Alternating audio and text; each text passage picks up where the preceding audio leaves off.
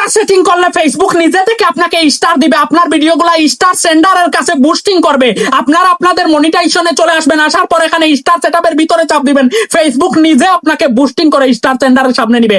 এইরকম ইন্টারফেস চলে আসবে। আপনারা স্টার সেটআপের ভিতরে ঢোকার পর ম্যানেজমেন্টের ওই পাশে দেখেন সিওল লেখা, এই সিওলে আপনারা চাপ দিবেন, নিজে ফেসবুক এখানে দেখেন স্টার গোল্ড লেখা একদম সবার নিচে, স্টার গোল্ডের ভিতরে আপনারা ঢুকতে হবেন। এখানে যদি আগে থেকে কোনো গোল্ড এডিটিং করা থাকে সেটা আপনারা ডিলিট করে দিবেন, কারণ সেটা ডেট এক্সপায়ার হয়ে গেছে।